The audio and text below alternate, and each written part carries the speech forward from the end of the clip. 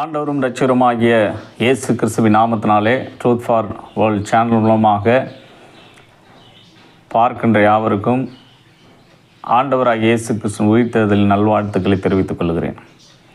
கிறிஸ்துவுக்குள் பிரியமானவர்களே, மத்தேயு 28ஆம் அதிகாரம் 6ஆம் வசனத்திலே தூதன் சொன்ன ஒரு வார்த்தை, அவர் இங்கே இல்லை, அவர் சொன்னபடியே உயிர்த்தெழுந்தார் என்ற வார்த்தையை தூதன் சொன்னதை மத்தேயு நமக்கு வெளிப்படுத்தியிருக்கிறார். உயிர்த்தெழுந்தார் என்ற வார்த்தையை நாம் வாசிக்கும்போது கடவுளுக்கு மரணம் இருக்கிறதா என்ற கேள்வி நமக்கு எழுகிறதா இருக்கிறது. நாம் ஆராதிக்கிற ஆண்டவர் அவர் உயிருள்ளவர் என்பதை வேதத்தை வைத்திருக்கிற நாம் மட்டுமே அறிந்திருக்கிறோம். அவர் உயிருள்ளவர் என்பதை விசுவாசிக்கிறோம், அவரை பின்தொடர்கிறோம். புராட்டஸ்டன்ட் திருச்சபையின் தந்தையாய் போற்றப்படுகின்ற மார்ட்டின் லூத்தர் அவர்கள் திருச்சபை சீர்திருத்தத்திற்காக அதிகமாய் போராடியவர். ஒருமுறை அவர் கவலையோடு கூட தன்னுடைய வீட்டிலே சோகமாய் முகத்தை வைத்து கொண்டு கன்னத்தில் கை வைத்து கொண்டு உட்கார்ந்திருக்கிறார். அவருடைய மனைவி அவரை பார்த்து, ஏன் இவர் இப்படி அமர்ந்திருக்கிறார் என்ற ஒரு குழப்பத்தோடு கூட சிறிது நேரம் அவருடைய முகத்தை பார்க்கிறார். பின்பு தன்னுடைய அறைக்கு சென்று ஒரு கருப்பு ஆடையை அணிந்து கொண்டு மறுபடியுமாய் தன்னுடைய கணவனுக்கு முன் அவர் காட்சி அளிக்கிறார். இதை பார்த்த மார்ட்டின் லூத்தர் கேட்கிறார், ஏன் நீ கருப்பு ஆடை அணிந்து என் முன் நிற்கிறாய் என்று சொல்லி. அதற்கு அவர் சொன்ன ஒரு பதில் என்னவென்றால், அவர் இறந்து போய்விட்டார் என்ற பதிலை மார்ட்டின் லூத்தர் அவருடைய மனைவி சொல்கிறார். இதை கேட்டவருக்கு கோபம் வந்துவிட்டது. கடவுள் எப்படி இறப்பார்? கடவுளுக்கு எப்படி இறப்பு இருக்கும்? நீ என்ன உளறுகிறாயா என்று தன்னுடைய மனைவியை பார்த்து அவர் கேட்கிறார். இப்படி கேட்கும்போது அதற்கு அவருடைய மனைவி திரும்ப மார்ட்டின் லூத்தர் அவர்களை பார்த்து கேட்கிறார், கடவுளுக்கு மரணம் இல்லை என்றால், கடவுள் இறக்கவில்லை என்றால் நீங்கள் ஏன் கவலையோடு இருக்கிறீர்கள்? உங்கள் முகம் ஏன் சோகமாக இருக்கிறது என்று மார்ட்டின் லூத்தர் அவருடைய மனைவி அவரிடத்திலே சொன்னபோது, அப்பொழுதுதான் மார்ட்டின் லூத்தர் அவர்களுக்கு ஒரு புத்தி தெளிய ஆரம்பித்தது. ஆம், நான் ஆராதிக்கிற ஆண்டவருக்கு மரணம் கிடையாது. கடவுள் எப்படி மரிப்பார்? கடவுள் உயிரோடு தானே இருக்கிறாரே, நான் தான் தவறு செய்திருக்கிறேன் என்று சொல்லி கடவுளிடம் அவர் மன்னிப்பு கேட்டார். கிறிஸ்துவுக்குள் பிரியமானவர்களே, இன்றைக்கு அநேகர் ஆண்டவரை ஏற்றுக்கொண்டவர்கள் கூட சில நேரத்தில் ஆண்டவராகிய இயேசு கிறிஸ்து உயிர் தெழுந்ததை உண்மையாகவே ஆழமாகவே விசுவாசிக்காதவர்களாக, சோகமாக, கவலையாக, எதிர்கால பயத்தோடு கூட, தோல்வி மனப்பான்மையோடு கூட இன்றைக்கு பல சூழ்நிலைகளே காணப்படுகிறார்கள். ஒரு மனிதன் இவ்விதமாய் சொல்லுகிறார், கடவுளை மறுப்பது மட்டும் நாத்திகம் அல்ல, கடவுளை மறப்பதும் நாத்திகம்தான். நாத்திகர்களை நாம் தேடி போக வேண்டுமானால் கருப்பு ஆடை அணிந்து எங்கேயோ நாத்திகர்களுடைய கட்சி அலுவலகங்களை போய் பார்க்க வேண்டும் என்ற அவசியமில்லை. இன்றைக்கு இருக்கின்ற திருச்சபைகளிலே ஆண்டவர் ஏற்றுக்கொண்ட இடங்களிலே வெள்ளை ஆடை அணிந்த மக்களை பார்த்தாலே போதும், 99% நாத்திக மனப்பான்மையோடு திருச்சபையில் இன்றைக்கு மக்கள் இருக்கிறார்கள். ஏனென்றால் இயேசு உயிரோடு இருக்கிறார் என்ற நற்செய்தியை அறிந்த பிறகும் இன்றைக்கு இயேசுவை ஏற்றுக்கொண்டவர்கள், கடவுளை நான் விசுவாசிக்கிறேன், அவர் எங்கும் வியாபிக்கிறார், அவர் தூணிலும் இருக்கிறார், துரும்பிலும் இருக்கிறார், அவரன்றி ஒரு அணுவும் அசையாது, இப்படி எல்லா தத்துவங்களையும் பேசுகிற ஆண்டவருடைய பிள்ளைகள் சிறு சிறு பிரச்சனைகளுக்கு குழப்பம் அடைகிறார்கள், பயப்படுகிறார்கள். இன்றைக்கு எதிர்காலத்தை குறித்து அதிக பயம் யாருக்கு இருக்கிறது என்று சொன்னால் கிறிஸ்தவர்களுக்கு தான் இருக்கிறது. ஆகவே தான் இன்றைக்கு தீர்க்க தரிசனங்களை தேடி ஓடுகிறார்கள். எனக்கு எதிர்காலத்தில் என்ன நடக்கும் என்ற ஆவல் இன்றைக்கு அதிகமாய் திருச்சபையில் தான் காணப்படுகிறது. கிறிஸ்துவுக்குள் பிரியமானவர்களே, ஆண்டவராகிய இயேசு கிறிஸ்து அவர் மரித்தார், 3ஆம் நாள் உயிரோடு எழுந்தார். உயிரோடு இருக்கிற ஆண்டவர் நம்மோடு கூட இருக்கும்போது நாம் அவரை விசுவாசிக்காமல் இந்த உலக பிரச்சனைகளை குறித்து கவலைப்படுவோம் என்றால் நாம் நாத்திகர்கள் தான் என்பதை மறந்து போகக்கூடாது. ஆண்டவராகிய இயேசு கிறிஸ்துவோடு கூட 3 ஆண்டுகள் பயணித்த அவருடைய சீஷர்கள், அவரோடு கூட பயணித்த மக்கள், இயேசு மரித்த பிறகு கிட்டத்தட்ட நாத்திகர்களைப் போலதான் கடவுளை மறந்து போனார்கள். வேதாகமத்திலே பார்க்கும்போது ஒரு சிலரை பற்றி நாம் பார்க்க போகிறோம். முதலாவதாக யோவான் 20ஆம் அதிகாரத்திலே 11 18 வரை வாசிக்கும்போது மரியாளை பார்த்து ஆண்டவர் கேட்கிறார். மரியாள் கல்லறையின் அருகே நின்று அழுது கொண்டிருக்கிறார். 15வது வசனத்தையும் 16வது வசனத்தையும் வாசிக்கும்போது ஆண்டவராய் இயேசு கிறிஸ்து கேட்கிறார், மரியாளே ஏன் அழுகிறாய் என்று கேட்கிறார். அதற்கு இயேசுவை பார்த்த அந்த மரியாள் அவரை தோட்டக்காரர் என்று எண்ணுவதாக வேதம் சொல்லுகிறது. கிறிஸ்துவுக்குள் பிரியமானவர்களே, 3 ஆண்டுகள் இயேசுவோடு பயணித்த மரியாளுக்கு இயேசு யார் என்று தெரியாமல் போனது. இயேசுவை யாரோ தூக்கி கொண்டு போய்விட்டார்கள், இயேசு காணாமல் போய்விட்டார் என்று இயேசுவினிடத்திலே சொல்லக்கூடிய பதிலை நாம் இங்கே வாசிக்கிறோம். ஆனால் ஆண்டவராக இயேசு கிறிஸ்து உயிரோடு இருக்கும்போதே நான் இந்த உலகத்திலே மரித்து 3ஆம் நாள் உயிரோடு எழுவேன் என்ற அந்த வாக்கை இவர்கள் கேட்டிருக்கிறார்கள். கிறிஸ்துவுக்குள் பிரியமானவர்களே, இந்த அழுது கொண்டிருந்த மரியாளை தான் ஆண்டவர் சந்தித்து அவர் யார் என்பதை வெளிப்படுத்தினார். இந்த உயிர் தெழுந்த ஆண்டவராக இயேசு கிறிஸ்து யாரெல்லாம் இயேசுவை அறிந்தும் பின்மாற்றத்திலே, கலக்கத்திலே, ஏமாற்றத்திலே, ஒருவேளை எதிர்கால பயத்திலே வாழ்ந்திருப்பார்களானால் அவர்களை இயேசு சந்தித்து மறுபடியும் அவர்களை விசுவாசத்திற்குள்ளாக அவர் உயிருள்ளவர் என்பதை விசுவாசிக்கும்படியாக தரிசனமானார். அதிலே முதலாவதாக மரியாளை ஆண்டவர் சந்தித்து அழாதே என்று சொல்லி அப்படி அழுகையை ஆண்டவர் மாற்றினார் என்று வேதம் சொல்லுகிறது. கிட்டத்தட்ட புதிய ஏற்பாட்டிலே 6 இடங்களிலே ஆண்டவராகிய இயேசு கிறிஸ்து மனிதர்கள் அழும்போது அவர்கள் அழுகையை ஆண்டவர் மாற்றியிருக்கிறார். வேதாகமத்திலே நாம் பார்க்கும்போது மார்க் 5ஆம் அதிகாரம் 35 43 வரை வாசிக்கும் போது 12 வயது சிறுமி மரித்து போகிறார். அங்கு இருந்தவர்கள் எல்லாம் சந்தடியிட்டு அழுகிறார்கள் என்று வேதம் சொல்லுகிறது. அப்படிப்பட்ட இடத்திலே ஆண்டவர் அந்த சிறுமியை உயிரோடு எழுப்பி அவளுடைய கண்ணீரை ஆண்டவர் மாற்றினார்.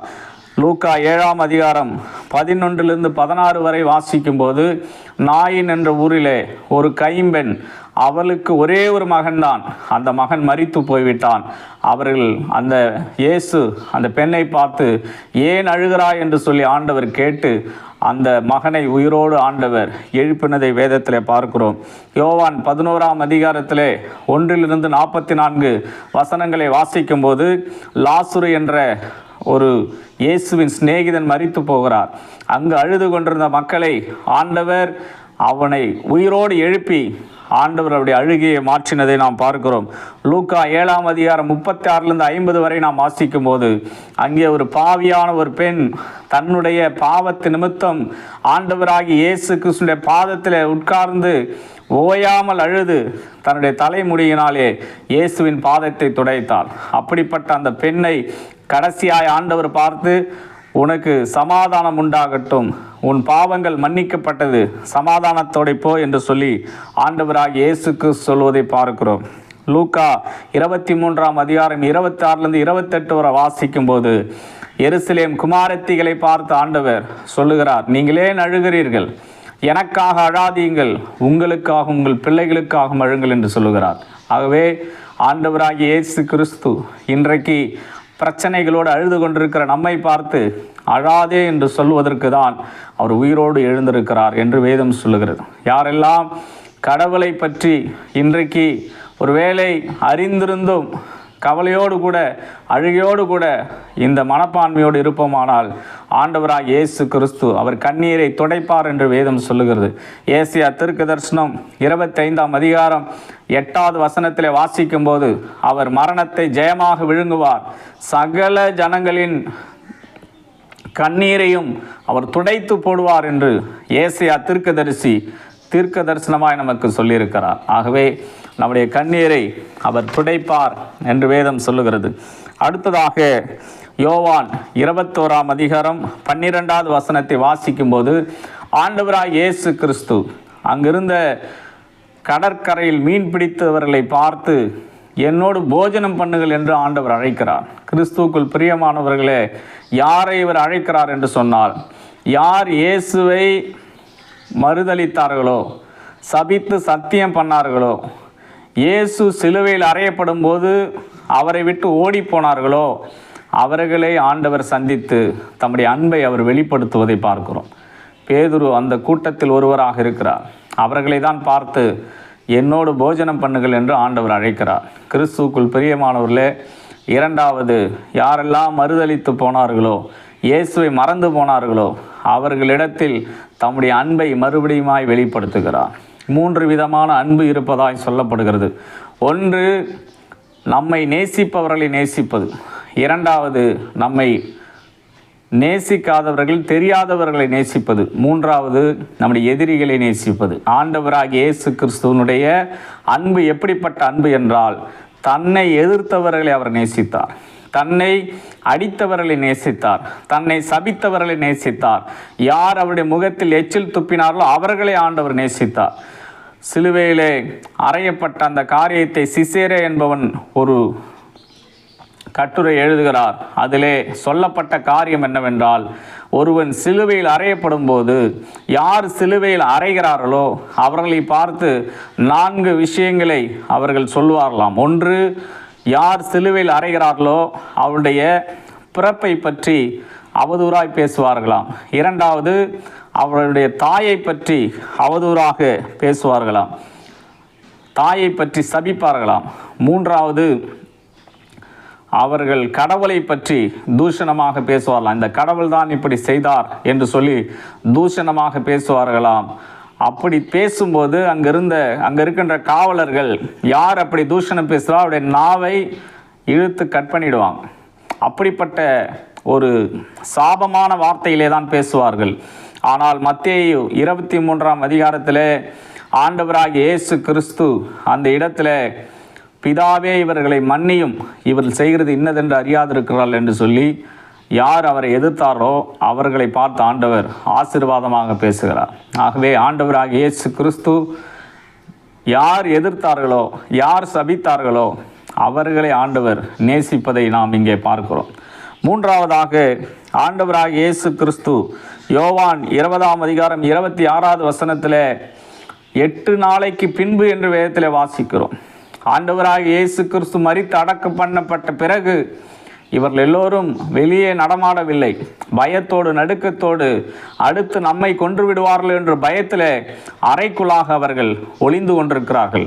அப்படிப்பட்டவர்களை ஆண்டவராகிய இயேசு கிறிஸ்து சந்தித்து அவர்கள் நடுவே நின்று உங்களுக்கு சமாதானம் என்று சொன்னார்.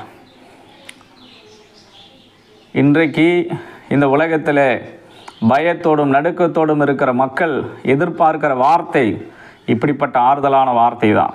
இயேசு கிறிஸ்து அந்த பயத்தோடு பின்மாற்றத்தில் சென்றுவிடக்கூடாது என்று பூட்டப்பட்ட கதவுகளிலே பயத்தோடு இருந்தவர்கள் நடுவில் நின்று உங்களுக்கு சமாதானம் என்று ஆண்டவராகிய இயேசு கிறிஸ்து சொல்வதை பார்க்கிறோம். கிறிஸ்துவுக்குள் பிரியமானவர்களே, ஒரு மிகப்பெரிய ஒரு ராஜா தன்னுடைய பிறந்த நாளுக்கு மற்றவர்களுக்கு, அந்த ஊர் மக்களுக்கு பரிசு கொடுப்பார். ஊர் மக்களும் திரும்ப ஒரு பரிசை கொடுப்பார்கள். அவன் கடைசியான பிறந்த நாளிலே ஊர் மக்களுக்கு ஒரு அறைகூவலை விடுக்கிறார். யார் எனக்கு பிடித்தமான பரிசை கொடுக்கிறீர்களோ நீங்கள் எதிர்பார்க்காத ஒரு பரிசை நான் உங்களுக்கு தருவேன் என்று சொல்லுகிறார். ஊரில் இருப்பவர்கள் எல்லாம் வண்டி வண்டியாக பரிசை கொண்டு வருகிறார்கள். இறுதியாக ஒரு 80 வயது முதுமை நிறைந்த ஒரு பெண்மணி வருகிறார். அந்த பெண்மணியை வரும்போது காவலாளிகள் தடுக்கிறார்கள். நீ உள்ளே செல்லக்கூடாது, யார் பரிசு வைத்திருக்கிறார்களோ அவர்கள் மட்டும்தான் உள்ளே அனுமதி என்று சொல்லி காவலாளர்கள் தடுக்கிறார்கள். அப்பொழுது அரசன் தூரத்திலிருந்து பார்த்து அந்த பெண்மணியை அனுப்புங்கள் என்று சொல்லுகிறார். உடனே அந்த காவலாளர்கள் அனுப்புகிறார்கள். இந்த முதிய பெண்மணி சென்று அந்த ராஜாவை பார்த்தவுடனே அவர் கேட்ட ஒரு வார்த்தை என்னவென்றால், உங்களுக்கு இன்றைக்கு பிறந்த நாள் என்று கேள்விப்பட்டேன், நீங்கள் எப்படி நல்லா இருக்கிறீர்களா என்ற ஒரு வார்த்தையை கேட்டார். இந்த வார்த்தையை கேட்டபோது ராஜா தேம்பி தேம்பி அழ ஆரம்பித்தான். காரணம் என்னவென்றால், லாரியிலும் வண்டியிலும் வந்த பரிசுகள் அவன் வாழ்க்கையிலே மாற்றத்தை ஏற்படுத்தவில்லை, அவனுக்கு பிரியமானதாக இல்லை. ஆனால் இந்த 80 வயது மூதாட்டி அவர்கள் கேட்ட நீ நல்லா இருக்கிறியா என்ற அந்த வார்த்தை தான் மிகப்பெரிய ஒரு பரிசாக காணப்பட்டது. ஆகவே அந்த மூதாட்டியை அந்த அரண்மனையிலே வாழ வைத்தான் அந்த அரசன். கிறிஸ்துவுக்குள் பிரியமானவர்களே, ஆண்டவராகிய இயேசு கிறிஸ்து பயத்தோடு நடுக்கத்தோடு இந்த உலகத்தை பார்த்து பயந்து கொண்டிருந்த மக்களை இயேசு சந்தித்து அவர்களுக்கு ஆறுதலாக சமாதானம் என்று சொல்லி மறுபடியும் தம்முடைய உயிர்த்தெழுதலின் வல்லமை அவர்களிடத்தில் வெளிப்படுத்தினார். ஆகவே இந்த நேரத்தில் கூட ஆண்டவராகிய இயேசு கிறிஸ்து மக்கள் பின்மாற்றம் அடையாதபடிக்கு அழுது கொண்டிருந்தவர்களுடைய கண்ணீரை அவர் துடைத்தார். பயத்தோடும் நடுக்கத்தோடும் இருந்த மக்களை பார்த்து ஆண்டவர் ஆறுதலை கொடுத்தார். சமாதானம் உண்டாவதாக என்று ஆண்டவராகிய இயேசு கிறிஸ்து சொல்லுகிறார். யார் எதிர்த்தார்களோ அவர்களை ஆண்டவர் போஜனம் பண்ணுங்கள் என்று அழைக்கிறார். இன்றைக்கும் நம்முடைய வாழ்க்கை இயேசு உயிரோடு இருக்கிறார். அதை விசுவாசிக்கும் போது நமக்கு எதிரடையாக வரக்கூடிய பயங்கள் கலக்கங்களை நாம் மறந்து ஆண்டவருக்கு பின்னாக நாம் செல்ல வேண்டும். கர்த்தர் நம்மை ஆசீர்வதிப்பார். கண்களை மூடி நாம் ஜெபிக்கலாம். எங்களை கிருபையாக நேசிக்கிற நல்ல ஆண்டவரே, இந்த நேரத்திற்காக நன்றி செலுத்துகிறோம். உடைய உயிர்த்தெழுதலை நாங்கள் விசுவாசித்தும் நாங்கள் இந்த உலக காரியத்தை குறித்து பயமும் நடுக்கும் எங்களுக்கு இராதபடிக்கு நீர் எங்களை வழிநடத்தும். தொடர்ந்து உம்முடைய உயிர்த்தெழுதலின் வல்லமை எங்களை ஆளுகை செய்யட்டும். உம்முடைய சமாதானம், உம்முடைய ஆசீர்வாதம் எங்கள் வாழ்க்கையில் உண்டாகட்டும். மீட்பர் மூலம் ஜெபங்களும் நல்ல பிதாவே, ஆமென்.